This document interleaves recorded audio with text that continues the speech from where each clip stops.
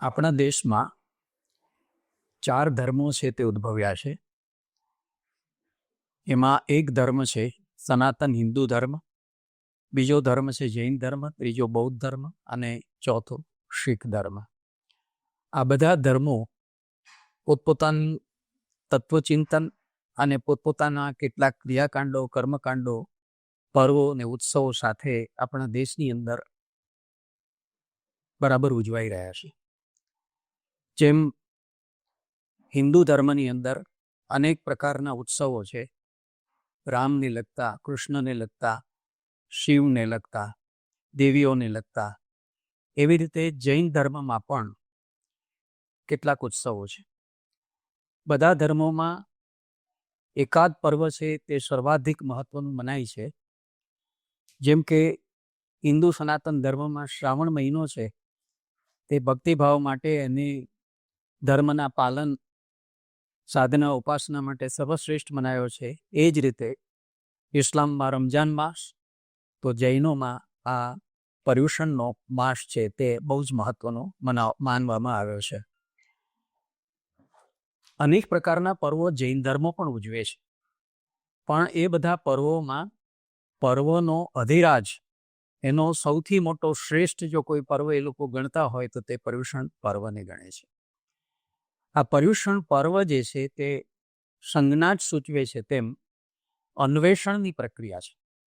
એટલે કે તપાસની પ્રક્રિયા છે, શોધની પ્રક્રિયા છે. એ તપાસ અને શોધ શાની છે? પોતાની જાતની, પોતાપણાની, નિજત્વની, સ્વની શોધની આ આખી પ્રક્રિયા છે.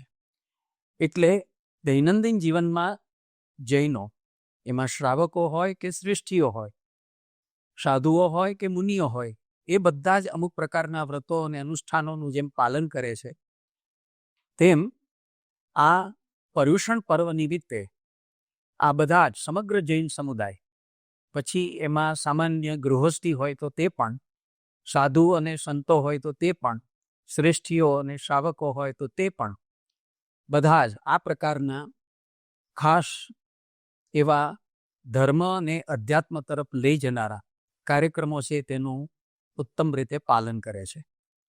તો એ પાલન કરવામાં એ લોકોએ કેટલાક વ્રતો નિશ્ચિત કરેલા છે, કેટલાક વિધિઓ નિશ્ચિત કરેલા છે અને કેટલાક જેને કહીએ પ્રકારે કર્મકાંડો નિશ્ચિત કરેલા છે. એ બધાનું પાલન આ દિવસો દરમિયાન થતું હોય છે.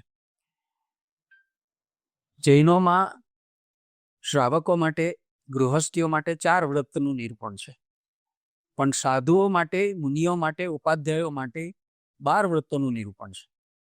પણ આ દિવસો દરમિયાન સૌથી વધારે જો કોઈ વાતનું મહત્વ ગણવામાં આવતું હોય અને જેનું અનુપાલન કરવામાં આવતું હોય તે જૈન ધર્મના 2 પાયાના સિદ્ધાંતોનું છે. જૈન ધર્મના 2 પાયાના સિદ્ધાંતો છે, એક અહિંસા અને બીજો છે અનેકાંતવાદ. મન, વચન, કર્મથી કોઈને દુભવવા નહીં, કોઈનું અહિત ન કરવું અને કોઈને પરેશાન ન કરવા, એને આ લોકો અહિંસા ગણે છે. માત્ર સ્થૂળ રીતે કોઈની હત્યા કરવી કે જાન લઈ લેવો એવી હિંસાની જ વાત આમાં અભિપ્રેત નથી, પણ મિથ્યા વચનથી કે કટુ વચનથી પણ કોઈને દુઃખ પહોંચાડવું, અથવા તો એવા કર્મથી કે એવા હલકા કર્મથી કે નિકૃષ્ટ કર્મથી કોઈને દુઃખ પહોંચાડવું, એને પણ આ લોકો હિંસા ગણે છે. તો એ બધાથી મુક્ત રહીને મન, વચન, કર્મથી પોતાનાથી જાણતા અને અજાણતા કોઈનું પણ દિલ દુભાયું હોય, કોઈને પણ દુઃખ કે સદમો પહોંચાડ્યો હોય તો ક્ષમા માગવાનું આ મોટું ક્ષમા પર્વ છે. એટલે મિચ્છામિ દુક્કડમ, એ જે પાલી પ્રાકૃત ભાષામાં મોટાભાગના જૈન તીર્થંકરોએ ઉપદેશ આપ્યા છે તેની અંદર હું તમારી ક્ષમા માગું છું એ ભાવ આ વચનો દ્વારા વ્યક્ત કરવામાં આવે છે. અને આ દિવસો દરમિયાન, પર્યુષણ પર્વ દરમિયાન એ લોકો સાધનાની, ઉપાસનાની અને અનુષ્ઠાનની અનેક પ્રક્રિયાઓમાંથી પસાર થાય છે. જગ્યાએ જગ્યાએ જૈન સંઘો છે તે પર્યુષણના વ્યાખ્યાનો યોજે છે કે જેના વડે, જેનું શ્રવણ કરીને જૈન સમાજ છે તે ધીરે ધીરે પોતાનું એવું કંઈક ઉત્કર્ષનું અભિયાન શરૂ કરી શકે, એને એની સાચી વસ્તુનું ભાન થાય. બીજો મહત્વનો સિદ્ધાંત જે જૈનોનો છે, જૈન દર્શનનો છે, તે અનેકાંતવાદનો છે. જૈનો મૂળભૂત રીતે એમ માને છે કે સત્ય એક જ છે, પણ સત્યના પરિમાણો જુદા જુદા છે. એકાંગી દૃષ્ટિથી ક્યારેય કોઈ પૂર્ણ સત્ય પામી શકાય નહીં. એટલે કોઈ વ્યક્તિ, કોઈ વિષય કે કોઈ વિચારમાં આપણે એકાંગી દૃષ્ટિથી જ્યારે વિચાર કરીએ અને મારો વિચાર જ સત્ય, મારી વાત જ સત્ય, બાકીનું કશું સત્ય ન હોઈ શકે, બધું મિથ્યા, એવું માનીને આપણે ચાલીએ તેનો નિષેધ કરે છે. સામાન્ય માણસના વિચારોને સમજવા, એની વાતને સમજવી, એનો પણ સહૃદયતાથી સ્વીકાર કરવો, એને આ લોકો મહત્વ આપે છે અને એને કહે છે અનેકાંતવાદ. જીવનની કોઈ પણ વાત હોય તેને એકાંગી દૃષ્ટિથી જોવી તે સંકુચિતતા છે. સમગ્રતાલક્ષી દૃષ્ટિથી જોવો, એક હોલિસ્ટિક એપ્રોચથી આખી જોવાની વાત જૈન દર્શન સૂચવે છે. એને શ્યાદવાદ ઉર્ફે અનેકાંત દૃષ્ટિ એવું નામ આપેલું છે. તમે જુદા જુદા કોર્નર ઉપરથી ઊભા રહીને જ્યારે કોઈ ઘટનાને, કોઈ બનાવને, કોઈ પ્રક્રિયાને, કોઈ અનુભવને, કોઈ વાતને કે વિચારને જ્યારે તમે નિહાળો, ત્યારે બહુ શક્ય છે કે તમને એનું પૂર્ણ સ્વરૂપ છે તે પામવામાં આવે. કોઈ એક જ ખૂણેથી કરેલું દર્શન તે અધૂરું રહેવાનું, ઉણપ ભરેલું રહેવાનું.